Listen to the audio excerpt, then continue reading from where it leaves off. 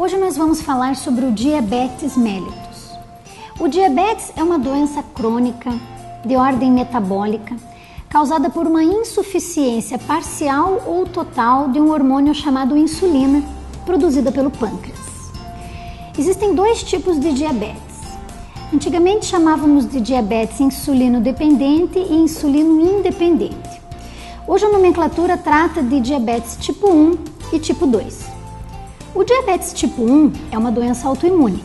Em geral, o indivíduo nasce com o diabetes, descobre já na infância por alguns sintomas como fadiga, dificuldade para dormir, excesso de urina, muita sede.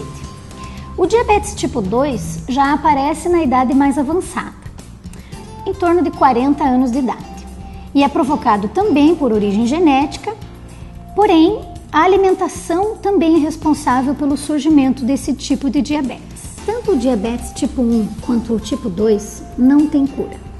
O paciente diabético tipo 1 pode se beneficiar pelo transplante de pâncreas se encontrar um doador compatível, o que é muito raro.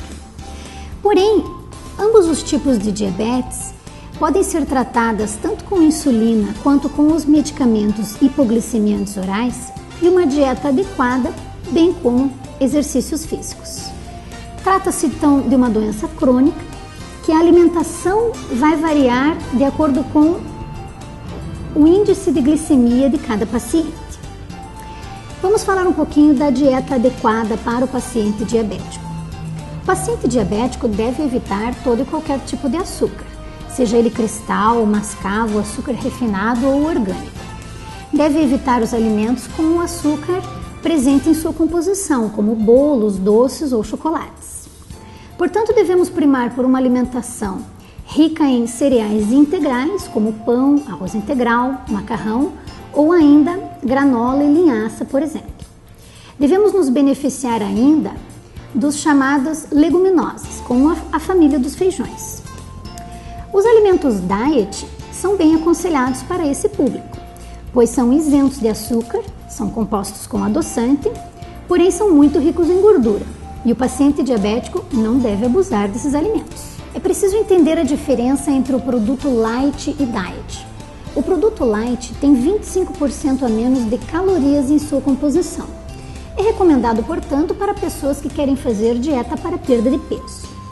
Para um produto ser considerado diet e, portanto, recomendado para os diabéticos, ele não deve ter açúcar em sua composição.